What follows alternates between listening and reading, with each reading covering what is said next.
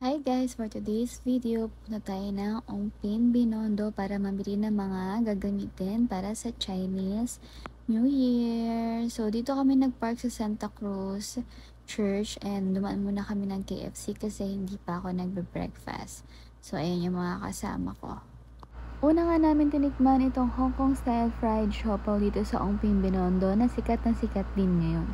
So, habang galakad kami papunta dun sa bilihan ng Tikoy, napadaan naman kami dito sa bilihan ng mga pampaswerte. Ito ay ang Charmy General Merchandise. So, naghahanap kayo ng mga pampaswerte sa bahay nyo. Ito ang pinaka the best na shop na pwede nyong puntahan. We, nagbablog ako. Ito naman, ayaw mo naman sasali sa vlog ko. Say hi muna. Pipicturan ka lang. Ito naman, pabebe naman to. Patingin nga eh.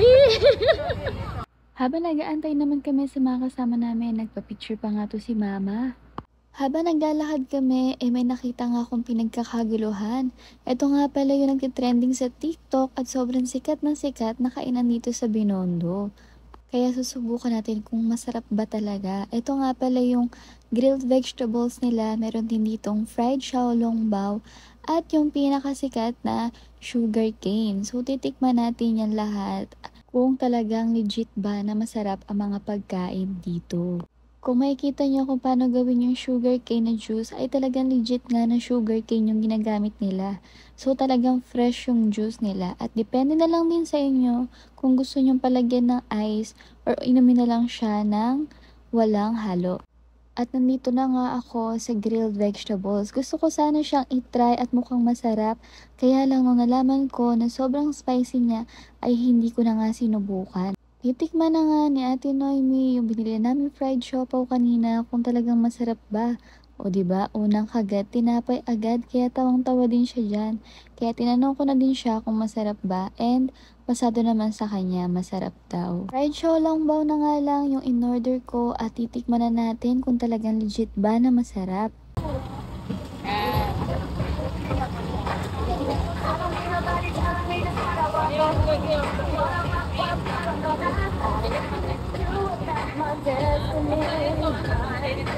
So guys, fried xiaolong bao. Titikman natin. Nakating sa TikTok eh.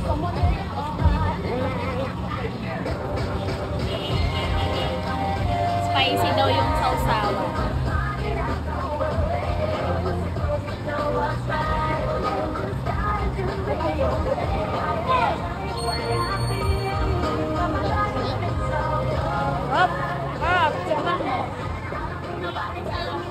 Sa sobrang sarap nga, inanlaki pa nga yung mata ko dyan. At inalok ko na rin yung mga kasama ko na tikman nila.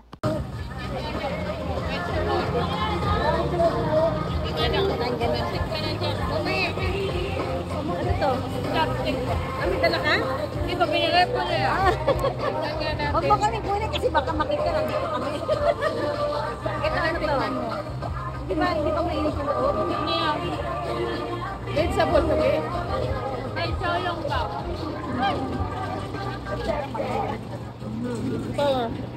Okay. 8%. Wala nga natin. Nakagating ba? Binubuo kasi lahat eh.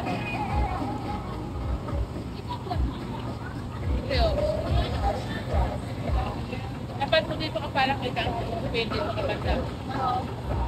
Ito yung loob niya. Yung loob niya guys. Sa sobrang sarap nga, muntik na maubos ko lahat yan. Kaya inalok ko na rin yung mga kasama ko bago pa man din maubos. Kaya lang ayaw ni Ate Noemi kasi nga dahil may pork. So pag may vegetarian talaga tayong kasama, talagang mahahawa tayo sa pagka-vegetarian nila. Nung si Ate Bing na nga yung titikim, dahil nga hindi siya marunong mag-chopstick, itinutusok niya lang yung xiaolong bao. Kaya maya-maya, biglang nahulog. Ay! Ay! Bayan? Buti isa lang nahulog. Ba't mo kasi tinusok? At sinisi pa nga daw niya ako dyan dahil hindi ko nga daw hinawakan na mabuti yung lagayan. O diba, kapag di ka talaga marunong mag-chopstick, tusok-tusok lang. Maya-maya lang din habang kumakain kami, may mga dumaan nga nagpa-fire dance. Paano ba naman kasi, ito din yung unang araw ko na pumunta dito na magcha-Chinese New Year. Kaya nainganyo din talaga ako at sumayaw-sayaw pa kami.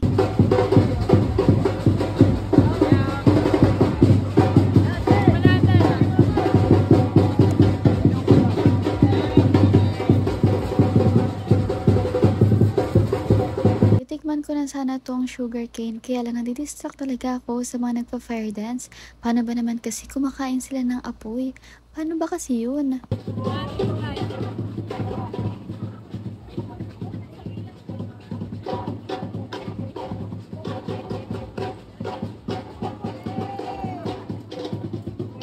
Hindi ko na nga natapos yung gagawin ko at sasabihin ko sa pag-review ng sugarcane dahil nga na-distract na ako dito sa nagpapabuga ng apoy.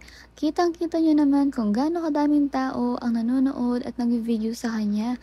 Paano ba naman? Ikaw ba naman maging taong dragon? Pero guys, sobrang sarap talaga ng sugarcane juice nila at sobrang natural. Naglakad-lakad na rin kami sa pupuntahan namin dahil nga bibili na rin kami ng tikoy. Nakita ko rin tong Lord Stove Bakery at sobrang sarap nga ng egg pie dyan. Habang naglalakad kami, nakita nga namin ito. Nakalimutan ko lang kung anong tawag dito, pero ito yung insenso na sisindihan mo at magdadasal at wish ka. Kung hindi ka naman Chinese at naniniwala ka sa mga ganito, maiintindihan mo kung anong ibig sabihin nito. Wala rin namang mawawala sa'yo kung susubukan mo lang. Hindi naman kami Chinese, pero nakalakihan na rin namin ang mga paniniwala sa mga Chinese. Wala rin naman kasi mawawala sa amin kung susubukan lang din namin. At napatunayan na din namin na lahat pala ng paniniwala ng Chinese ay nagkakatotoo. Depende na lang yon kung paano mo to susundin. Kaya nung dumaan kami, nagsindi na rin kami ni Ate Noemi at nag-wish at nagdasal na rin. Sa totoo lang, hindi ko talaga alam ang full details at anong ibig sabihin ng kabuuan ng mga to. Pero dahil gusto ko talaga tong subukan, wala namang mawawala sa akin kung gagawin ko. Sa mga hindi po nakakaalam, ganito po talaga ginagawa ng mga Chinese tuwing magsisindi sila ng insenso. Hindi ko na lang din siya ginawa kasi nga hindi rin naman ako Chinese. Nakasanayan ko lang din talaga pag magsisindi niyan ay kailangan mo mag-wish.